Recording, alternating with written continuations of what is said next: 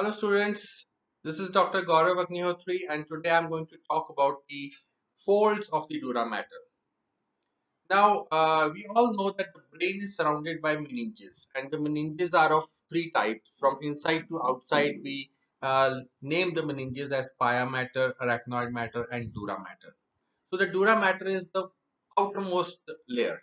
This dura mater is made up of further two layers. The outer layer is the endosteal layer, which forms the inner periosteum of the skull, while the inner layer is the meningeal layer. And this meningeal layer is folded upon itself to form folds, and these folds are they help in compartmentalization of the cranial cavity, so that the different parts of the brain are arranged in different compartments. So today we will discuss these folds of dura mater, and for this purpose we make use of some paper cuttings. And so the first fold of dura mater is the falx cerebri. This, students, is the one which lies in the median longitudinal fissure and it separates the right and left cerebral hemisphere. So this is sickle shaped. So this is the paper cutting of the falx cerebri. You can make out it is sickle shaped. Yes, and this has got an anterior end and this has got a broader posterior end. So this falx cerebri is so arranged that it separates the two cerebral hemispheres. Yes, and this falx cerebri begins anteriorly from a structure in the cranial cavity called the Crista Galli. So where is the Crista Galli? I've already told you in a previous class the location of the Crista Galli. So this is the Crista Galli. And what lies in front of the Crista Galli, a crest is there, which is called the frontal crest. This crest is called the frontal crest. And this is the foramen cecum here, in between the Crista Galli and the frontal crest. So this falx cerebri is attached anteriorly to the Crista Galli. It grooves the frontal crest. This frontal crest is there because of the grooving by the falx cerebri. And this falx cerebri is so arranged that it separates the right and left cerebral hemispheres. So to the students, so this falx cerebri here, so how is it arranged? So this is how it is arranged. So where my thumb is, on that side is one half of the cerebral hemisphere, and where my remaining fingers are, that half is the other, where the other cerebral hemisphere is. So now you see that the brain is being compartmentalized due to the falx cerebri.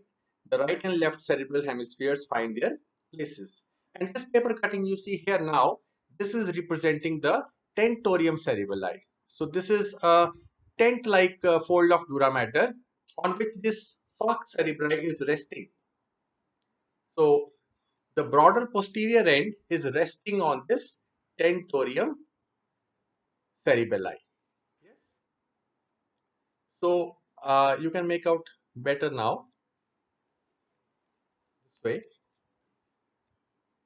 how the falx cerebri is lying, and you can make out that its posterior end is resting on the superior surface of the tentorium cerebelli. Yes. So this falx cerebri, when we anatomically describe it, we say that it has got a narrower anterior end and a broader posterior end, and this posterior end is lying in the median plane and it is resting on the tent-like falx cerebri.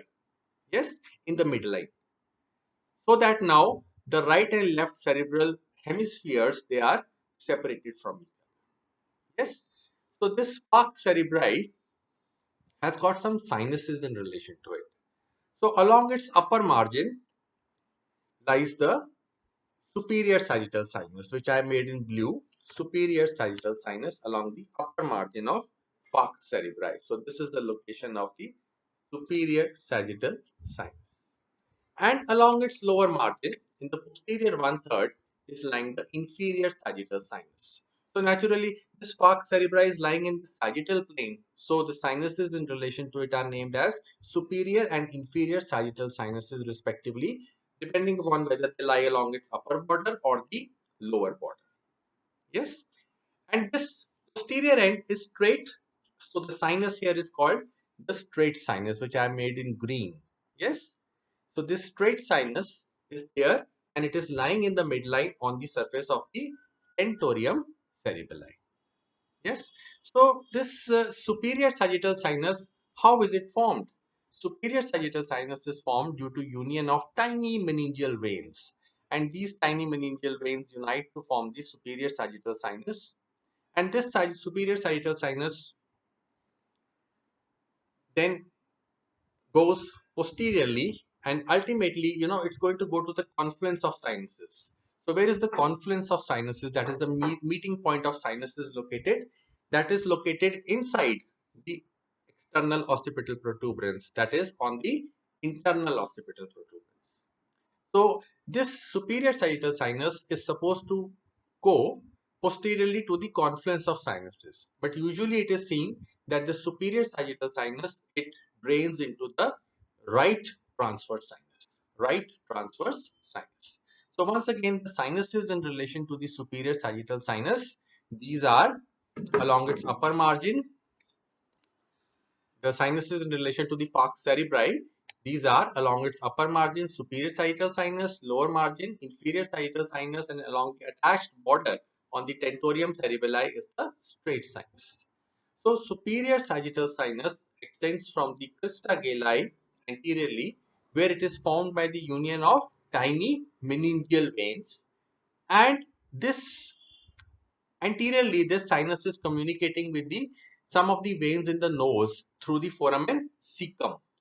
So it is communicating with some of the veins in the nose through this foramen here, which is known as foramen cecum, and it is also communicating with the frontal sinus, which is lying in the frontal bone. Okay, so this sinus, superior sagittal sinus, it starts from the crista galli, it grooves the frontal bone as the frontal crest, then it goes backwards, and ultimately it goes towards the region of the confluence of sinuses, and I've already told you it usually drains into the right transverse sinus. Okay. Now, inferior sagittal sinus is not present along the whole length of the inferior border. So it is present only in relation to the posterior two-third of the inferior border of the falx cerebri, inferior sagittal sinus.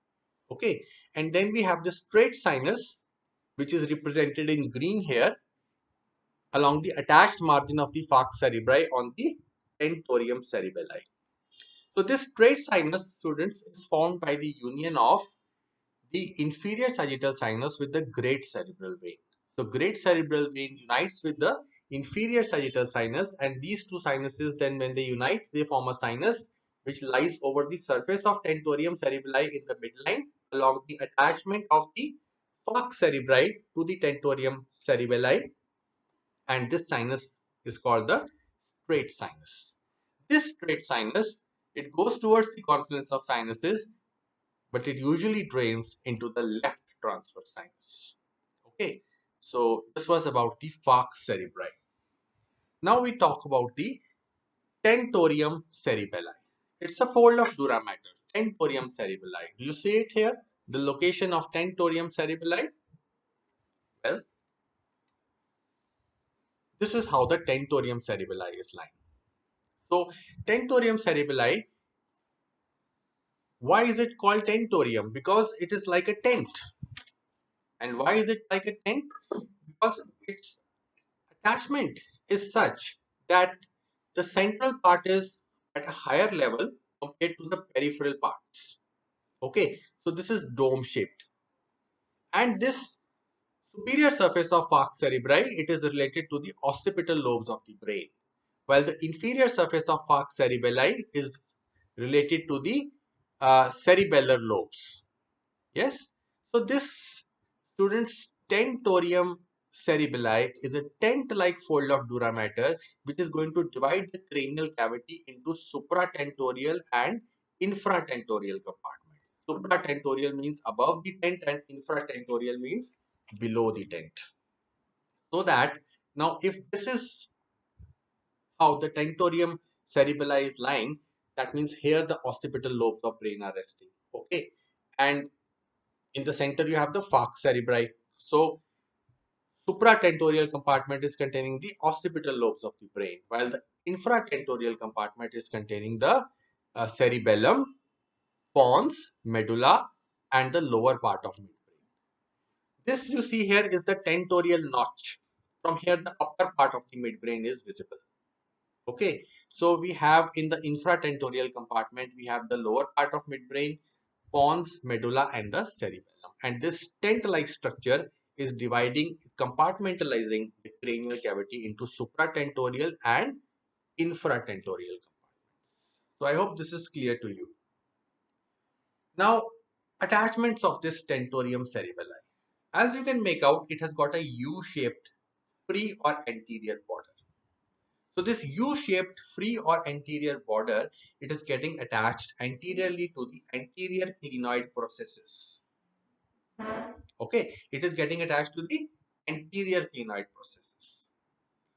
And this notch which is formed in relation to the anterior border, U-shaped free anterior border, is called tentorial notch. And what passes through this tentorial notch? The midbrain. Got it? So this is the free margin, anterior free margin of the tentorium cerebelli. Now here lies the attached margin of the tentorium cerebelli. Now let us see what the tentorium cerebelli is attached to. So the tentorium cerebelli is attached to the superior border of petrous part of temporal bone. So anterolaterally, it is attached to the posterior clinoid processes, the superior part of petrous part of superior border of petrous part of temporal bone. I repeat again, anterolaterally, the falx cerebelli is attached to the posterior clinoid processes and the superior border of petrous part of temporal bone.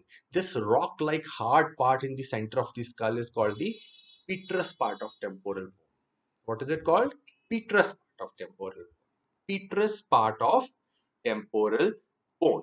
Okay. So anterolaterally, the tentorium cerebelli is attached to the posterior clinoid process and the superior border of petrous part of temporal bone. Okay. Now, if you look at the normal lateralis, okay, this is representing, this point here is representing the posterior inferior angle of parietal bone.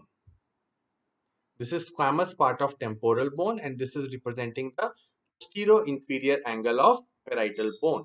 So inside to it,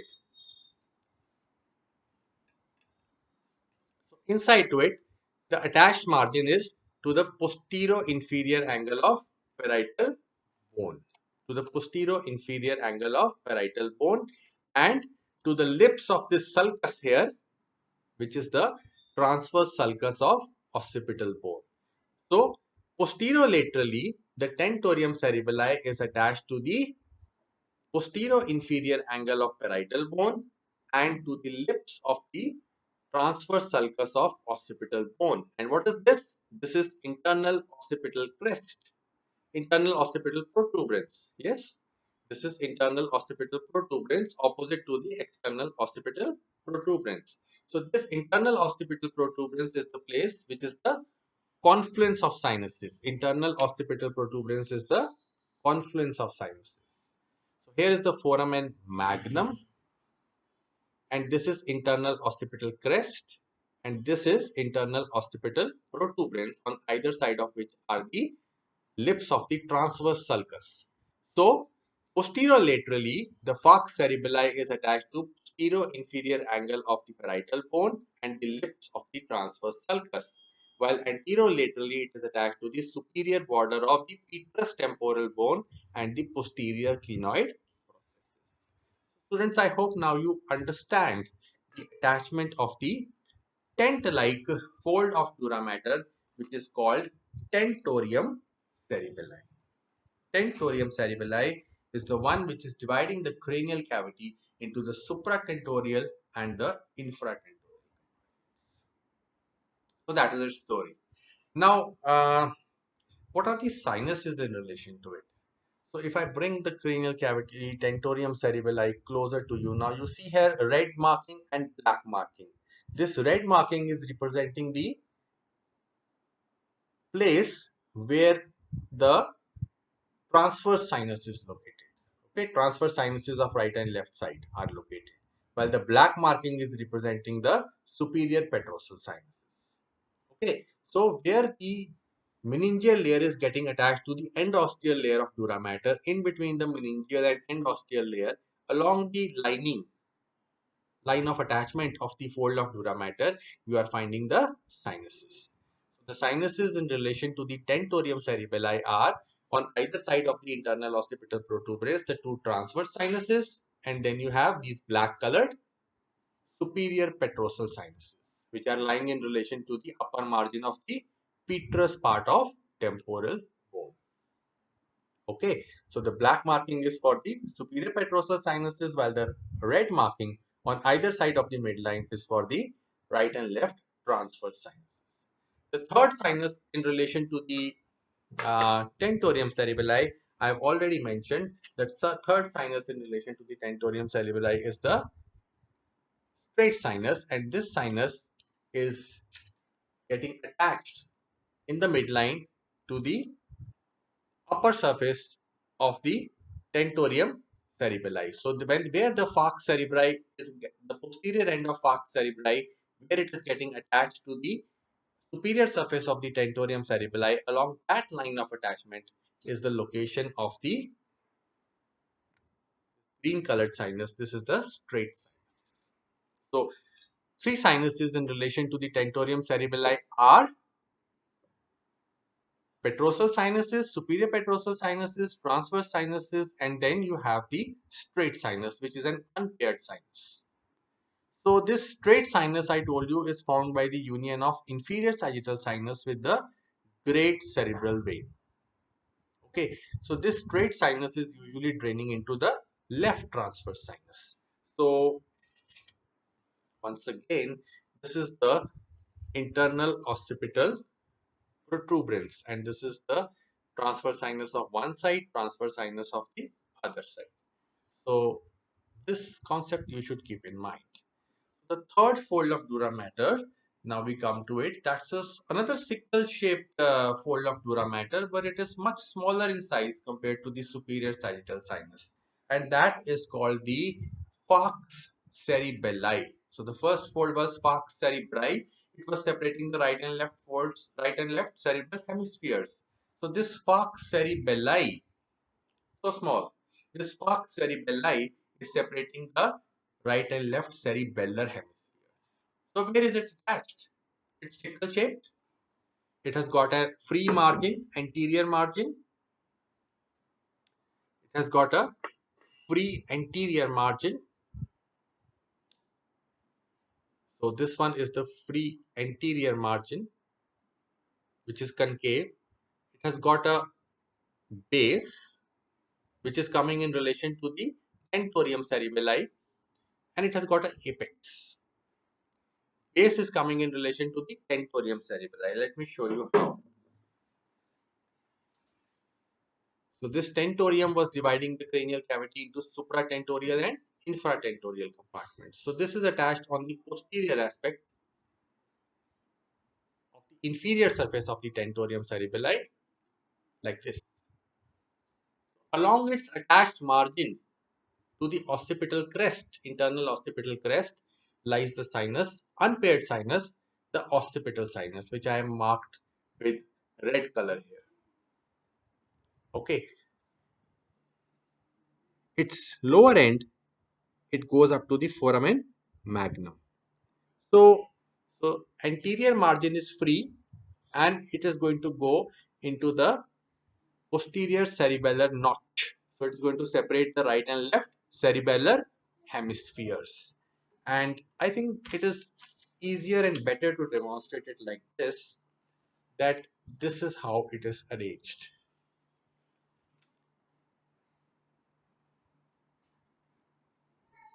Okay, and this red line here is representing the location of the internal occipital crest. Yes, and this anterior margin is going into the posterior cerebellar notch. This base is getting attached in the median plane to the inferior surface of the tentorium cerebelli, and this apex is the one which is disappearing on the sides of the foramen magnum. So this was my attempt to explain the falx cerebelli to you.